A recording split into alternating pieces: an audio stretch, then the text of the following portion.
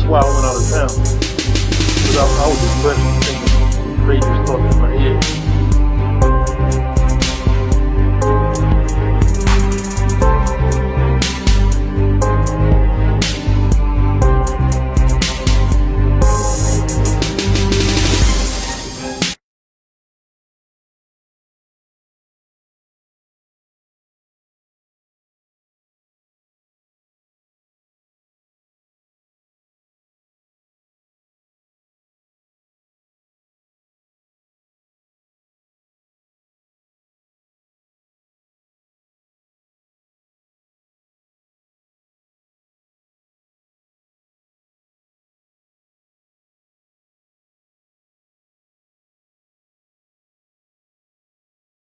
Pretty much he was the type of man that he would go to bat for you. And depending on the day, he may would lose control if need be over his children. Am I hearing you correctly from your perspective? No, he never lost control. Okay. If you mess with one of his kids, wasn't no such thing as control or nothing like that. You Okay. had he was coming at you Okay. real hard, and that was like a planned thing. He planned to go off on anybody who messed with his children, Okay. um, especially his daughters, because he had 4 little girls. And Well, can let me ask you a question because that does bring me back to our first interview. When you spoke about the brick, when you had stated that your father didn't step in, did your mother and father have any type of marital issues where like they fought over like your dad being like in control over you versus your mom being in control over you? Because I know that you made reference to him not stepping in when the brick was thrown over your head, and uh, he didn't want you to go to the doctor. I'm not gonna say he didn't want me to go, but he Okay. didn't. He was him and his buddy was out there drinking. Mhm. They used to drink a lot of corn whiskey and hang out. Black guys, listen to Red Fox, Pimmy Markham, uh, the old school comedians. They call them Okay. blue comedians because they use a lot of cuss words, Okay. a lot of grown up subjects. And, Okay. he didn't take it as serious. I don't think. I don't know. And no, they didn't have any disputes or nothing like that because they was right in step with one another when it comes to children. Right, I Okay. mean, wasn't no. I, you have kids now. They say, well, if I can't give it from mama, I'll get it from daddy, right? Right. Well, if mama said no, and you show up where my father is, fat Right. chance, and you might get your ass whipped. Right. You know, Okay. and then we had a lot of harmony in the house, and we weren't like what you call middle class. We never wanted for nothing. He made sure we had everything. Mhm. He made sure that we was tight for real.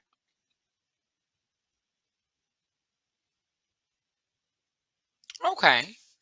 So what do you think that majority of the attention went? Because I know that when you have 9 children and you have a father in the household that does work um 2 jobs, and then you have your mother there trying to um raise you all, how do you manage to spend as much time with everyone to kind of balance, even in a household with smaller, with a smaller group of people, is hard. So how do you, balance? How do you think they were able to balance with you all? You didn't designate any time to spend with anybody in particular. Okay. My mama ran the house. It was, it was her house. She ran that boy. I mean, Okay. she was smart. She was strong. She was real savvy. Right. Uh, which is why I went to her with the clap issue, right? Mhm. Uh, my mother was sharp. I'm talking sharp, sharp. She She ran the house. She fixed the meals. He would go get it and bring it back. And she would fix it. She made sure we was clothed, fed, healthy, clean, and she would discipline us too. My mama wasn't nothing weak about her, because there's been Okay. times I messed up, and she would slam me to the floor and put her knee in my chest and beat me Right. up. You know, when I got bigger, when I was small, she would take a strap to me real quick. Or, Right. you know, my father, he would make a bunch of noise and tell me go get a tree branch, to plant them together, mulberry bushes, and he would Right. whip them on me until down to where the only branch left was in his hand, was a nub. Right. If he felt like I got the message, he would stop. He felt like I didn't get the message, he would repeat. Right. Okay. And and I say me because I was the one who was always doing something, always in trouble. I was always testing the limits, always. Mm-hmm. Me and my brother, my baby brother, was beefing one day, and I was chasing through the house and knocked the screen door off, right? Mm-hmm. And the screen door fell, and my father was pulling the yard. My mom, they had been in the store shopping, Mm-hmm. and he got out of the car cussing. God damn it! God damn it! I can't go. So you two wouldn't hit it, motherfuckers. Mm-hmm. uh, and I, on that particular incident, because I had provoked my baby brother. I told my father, look, it's my fault. I started, so we're gonna beat somebody, beat me, and he said, well, I'm gonna beat somebody. Yeah, I'm gonna get you. But he didn't bother me too bad. He whipped me a little bit, you know. Right. He didn't bother me too bad. Now, I was kind of I think I was kind of grown into a man pretty quick for him, because I was the third born, or the fourth born. You see, there was Clyde, Stuart, Maurice, and then me. I was the fourth baby, and I had all them four guys in front of me, the three guys in front of me to learn from. So, you know, if the babies learn faster than the older ones. The older ones have to kind of go by ear and get it from the parents, but the older ones pass it down to the younger ones. So uh, he didn't go hard on me that time. But there's been some times he went hard on me, and I thought I wouldn't make it out the room, man. Stuff I did, and then uh, stuff I shouldn't have done, stuff I should have done and didn't do. I was always testing his limits, always. Seemed like it anyway. But he I'm missing. I'm missing a lot. A lot of stuff I'd like to ask him right now. Stuff I, you know, kind of sort of just wish he was here to see what kind of man I grew up to be. What type of man do you think you grew up to be? One that thinks, one that has morals, one that respects, a hardworking, planning man, um,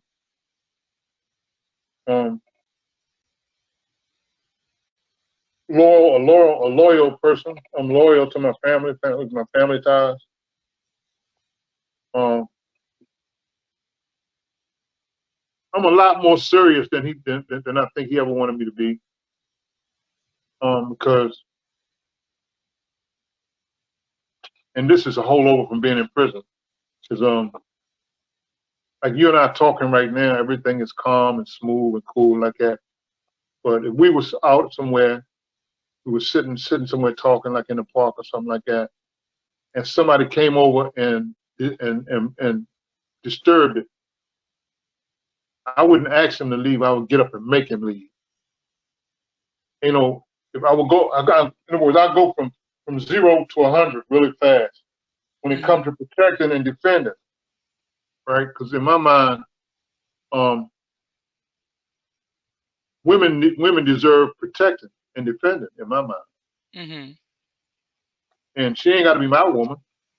Mm-hmm. She could be somebody else's woman. But if he could be her husband, he can't put her hands on her in front of me. Not in a Mm-hmm. violent way. He can't do that. I ain't having it. Mm-hmm. You know. Um, he's he's testing his luck when he do that around me. Mm-hmm. Um, I think he would be pretty much happy with me because I'm a lot like him when it comes to family. Right. Uh, a And lot you like wish that he would have seen that. yeah. Mm-hmm. I wish he would have uh, lived to see that I'm all right. That I made it through okay. Because I think he might have thought I was in a world of trouble because he died while I was in prison, right? Mm-hmm. And the first time I was in prison back in 1967, 69, I was 68 or 69. I was getting out of prison. I was in a place called Hagerstown, and he got sick, and he died from kidney failure, heart failure, liver failure, complications because of high blood pressure and diabetes. Uh, I went to see him just before he died, and because he was unresponsive to everybody else that went to see him. But when I went in the room and I said, "It's me, Daddy," Ralph, he tried to move to say, "Hey," to wave to talk Okay. to him. It broke my heart, right? Broke my heart. I mean, in a million pieces. And I flew into a rage when I went back to prison. I flew into a rage, and because I had being bothered, guys running them off. Because I'm light skinned, the Baltimore guys was talking about we're gonna make a sissy out you and all that shit. We're gonna fuck in your ass and shit. When I went back to prison, I tried to kill three of them. I took a bush axe and tried to hack them up into little pieces. We was out on the road crew. And we was cutting down bushes with bush axe is a long piece of wood with a curvature thing on the end, Mm-hmm. metal, and and it's got to be long because we had copperhead snakes up there. Okay. And I attacked all three of them. They were dark skinned guys, scrap iron kind of guys, and they were screaming like girls. And I was trying to kill them and Doctor and then Captain Shanks told me, he said, "What you doing, Wilkins?" I said, "They was talking about making a girl out of me." He said, "Well, they've been talking about that now for 4 months. Why are you waiting till now?" I said, "My father died in a and I mean I just can't take no more of this old kind of conversation crap." Mm-hmm. Captain Shanks, when they took him to the hospital, Captain Shanks made a report. See, Hagerstown used to be Hanger Niggerstown. It was real racist, just a German, little German community, right? Okay. They speak German. He said that three guys had gotten in a fight, cut each other up. He never said I had nothing to do with it. But the guys in the jail knew I did. The next day, when we went back out on the range up in the hills, all them guys were standing away from me, right? Mm-hmm. And I went and told them, I said, "Y'all thought it was funny when they was talking about fucking me in my ass." I said, I'm gonna put this bush axe on all y'all motherfuckers if you fuck with me. Mm-hmm. Period. I don't because they would invite guys to body punch when they go.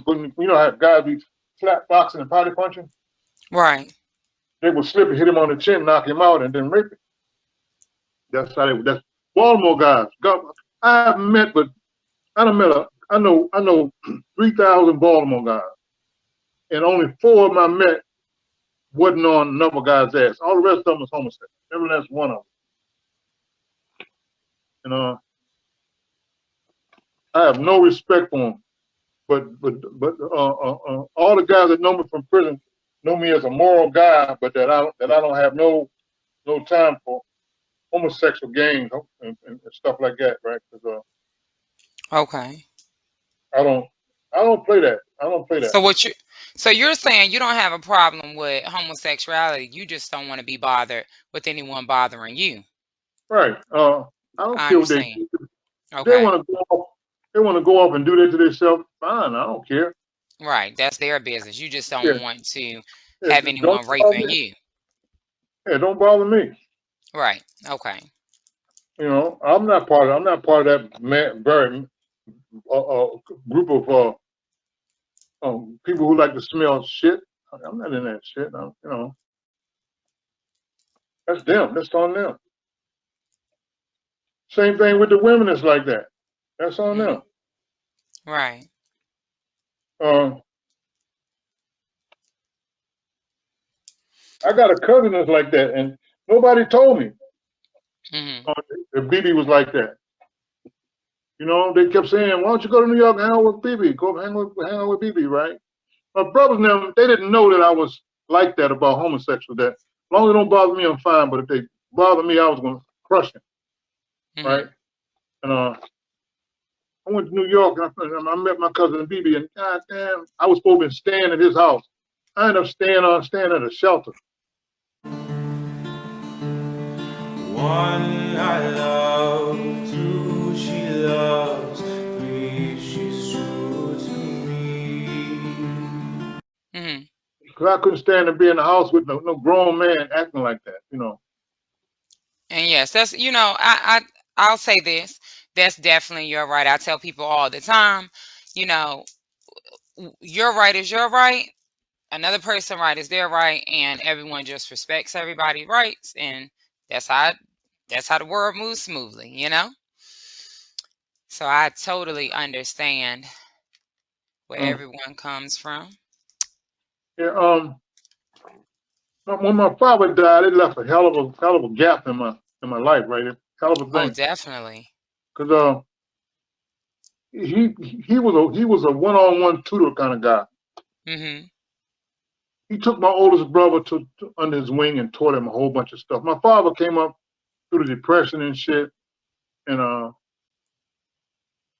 a farm, and you know they traveled around the country. Him and his brother, on riding hobo on a train. He went in the military, and for World War II, he just knew shit. He knew a lot of shit, right? About living, about hustling, about working, about applying yourself, about to him, family was everything, foremost and everything, right? He had Right. four sisters that he would do anything for, and he taught that to my brother Chan. My brother Stuart and Maurice, when they didn't. It was a thing. Wasn't a thing where he said, "Look, come with me. We got to learn something." It was Mhm. you there, you go, you hang Mhm. out with pops, right? Champ hung out with my father. Father taught him all kind of stuff. But Stuart and Maurice, the two between me and Champ, didn't want it. I wanted it, but I think my mama uh, kind of set an age limit for that, right? Okay. Uh, you got to be a certain age. Right. And by the time I got to be the right age, he had gotten sick Mm. with high blood pressure, consistent nosebleeds, and he would not do what the doctor said. He wouldn't take the meds. He wouldn't eat the right foods because Dr. Hudson was really smart, Mhm. and he told him what to do. Right, to try to get them on the right track. Yeah, he told him how you want to live to be older, to be with your babies. Here's what you got to do. And my father, he decided, I'm gonna do what I want to do. I'm a grown man, you know, Mhm. I'm a grown ass man. I've been a grown man for a long time because he had taken care of my aunts. He raised he was the baby boy in the family, and he raised all his sisters, all his siblings. So um, I wish I would have had like some time to just learn some of the stuff. But it's cool because my brother Clyde Champ, Mhm. he if he sees gaps in my knowledge and what I need, he give them to me. Because certain things you learn a lot of shit in prison, but it's something you just don't get in prison, and that is Yeah, definitely. a family love or family concern. Um, Hmm. my morals was intact because um,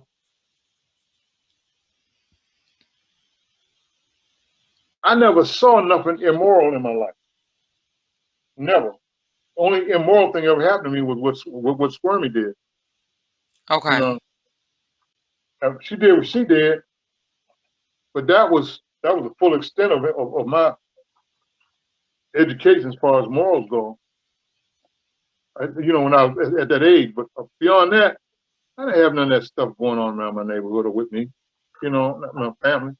Cause I have a baby brother and four baby sisters, and my father doted. He doted on his girls. He doted on them. I mean, whatever they want, whatever they want, hands down, you got it.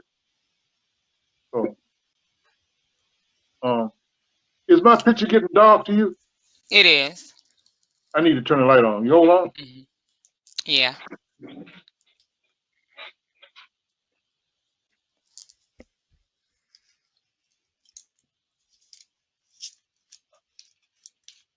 Is that better? It is. You said that you never had anything immoral other than happen around you, other than what Squirmy did. And when you said that, immediately I'm wrecking my brain trying to figure out, like, everyone has things that happen around them, so I'm like, well, hold on. When I hear you talk, and I've heard you talk the last interview, it had to be something. So in our discussion, when you talk about the race issues, that is definitely something that is immoral. When I mean Now, immoral, you classify that by sexually immoral. okay, so okay, I'm glad you clarified that. Okay, so you're talking about just sexual events.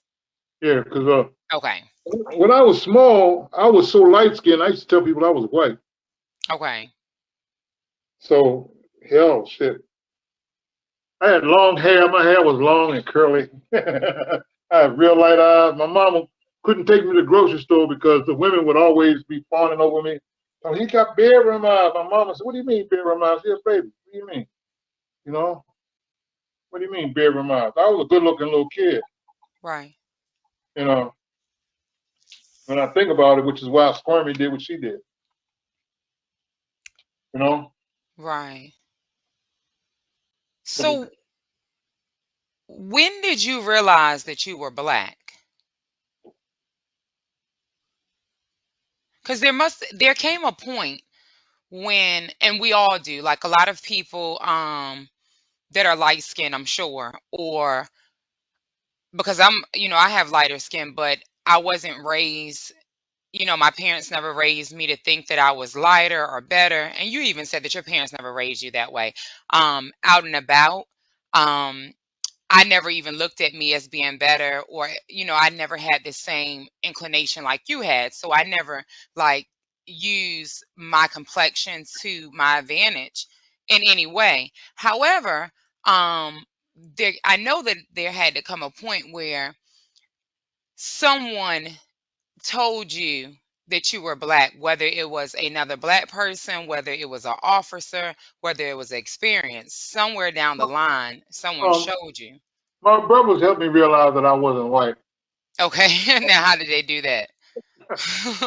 It wasn't no hey, you black type thing. It was they them and my mama, they used to express or the thing of family. Right. And they said, "These are your brothers and sisters." And she would say, "Ralph, go out there and get your sister." Or my brother Chad would say, "Go get your brother." And I would say, "Which one?" He said, "Maurice."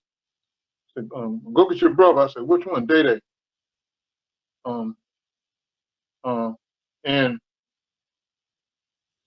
my sister Gail, excuse me, my sister Gail, who was 2 years younger than me, and my brother Champ or Clyde, the oldest one, they both real dark. Everybody else is in the middle, in the mix in the middle. And me and my baby sister Bunny are light brights,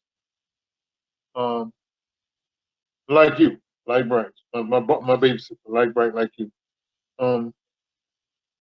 So that's how I learned. I realized through them that I wasn't white. That I was the same as them, black, right?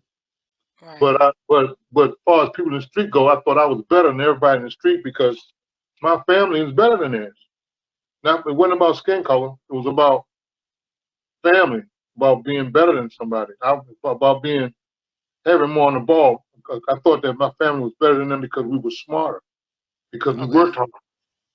My father worked 3 jobs. I worked 2 Okay. jobs. My brother Clive worked 2 jobs. My brother Stuart went in the military. My brother Maurice had asthma. He overcame his asthma to become a Vietnam veteran, and to my estimation, a freaking hero, right? Mm-hmm. My baby brother Day, he's darker than me, but not dark like them. He's kind of brown. Okay. But he should have went in the NBA. My brother Stuart should have went in the NBA, but we had coaches and shit in high school who hated us because my father's stance on his family. Small town, right? My father had a stance. His stance was family first. Okay. Simple. You know, why I'm gonna feed your family when I can't feed my own? Makes sense. Uh, so we were a tight knit crew. You know, the house that we was raised in, I went back there about 5 years ago, 3 years ago, because my niece was living in the house, and I walked through the house and I said, "Damn, how the hell did all 9 of us fit in this damn place?" Mm-hmm. You know, I mean, I remember growing up and all the boys was in the bed with this great big bed, right? Mm-hmm. Uh, we was on the bed, and my cousin Wayne, my mother's first cousin, he stayed there with us too.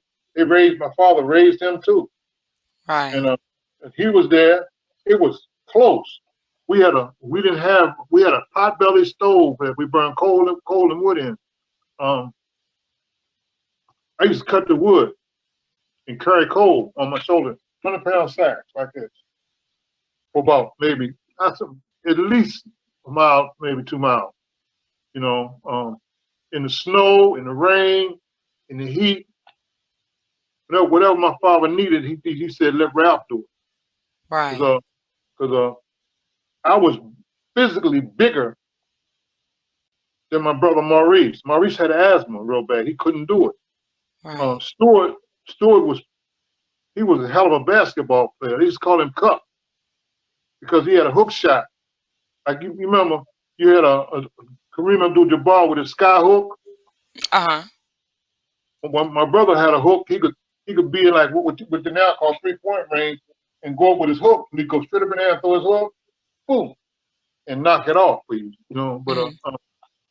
um, if you remember correctly, there was a mayor of Detroit called Dave Bing. I remember. But Dave Bing and my brother used to play basketball together. Mm-hmm. We were from the same high school, but Coach Freeman didn't like my father, and he didn't. And because Stuart and Dave were tight, he wouldn't let him on the team. Dave's family sent him into D.C. He went to one of them D.C. schools and finished and graduated and went on to college. My brother went in the military, and it fucked his Mm. life up. Right? Drinking and carousing and getting drunk and shit, getting high, chasing them heifers all over the country, getting in fights and shit. He just went nigger bad. He didn't go hustler bad, nigger bad. Right? So, um, he, um, I don't know about my other brothers and sisters, but I take every death or loss real personal. Stuart died from kidney failure. He had been on dialysis 13 years. He was a vet, and the VA could never find a kidney for him. Could never find a cure. Could never help him. And that upset me to no end. And with my father died with kidney failure. Kidneys is what killed my father. The actual thing that actually killed him. And he was in a room next to a 70-year-old white man who was on the dialysis machine. He was white in PG County Hospital. And he was here being saved by a kidney machine. My father was 43 years old, and the next one died without a kidney machine. That bothered me. Stuff like that sticks in my mind. And I don't say it to my brothers and sisters because I don't tell them because they get emotional about my father, about my father and mother, right? They get emotional. I'm always emotional about them. Always. I'm always upset about that. Just tugs at my heartstrings. And when they say, well, when somebody say, well, I got white friends, and da da da da da da, I look at them like, okay, I'm glad for you, right? But I don't hate white folks. I just don't have that level of trust. Like my doctor for his cancer, he need to tell me something good on my next visit because I need to know what's going on because I've been depressed lately. That's why I went out of town because I was depressed, thinking crazy thoughts in my head, real crazy thoughts. I need to get that together. Right. And when you said you were thinking crazy thoughts, you were it was about your cancer or about white people? About my life. Okay. See, cancer and white people, and black people, and short people, and tall people, Just in general. people, everything are like parts that fit into a whole picture. Gotcha. I'm looking at my life like things are going was trying to go kind of smooth. And I got a letter in the mail from Social Security. They want to try to cut my Social Security off for fraud. And I haven't committed any fraud. I don't understand why they would do that. But that's these Goldsboro people down here in Goldsboro, New Hope. And it's some black guy. I got to talk to him. I don't know who initiated it, but people make phone calls on you and say things and try to, fuck. They ain't got nothing better to do but fuck with your life, right? So, somebody from Fremont called down there, probably from around the town hall, running them out, making some kind of claim. The only time that the IRS or the Social Security want to talk to you about fraud is somebody made a report. Right. So that's how that goes. I'll deal with that on Tuesday, 9:00 in the morning. So, but I had to get away for a little bit because all that kind of stuff and my neighbor out back building shit on my property here and not saying nothing and just standing. He built it and stand back. Watch. Right. I ain't say nothing. My brother say, let it go, don't say nothing, So I'm gonna take his lead on it until he get really out of hand. Then I'm gonna check his white ass. One I love, two she loves.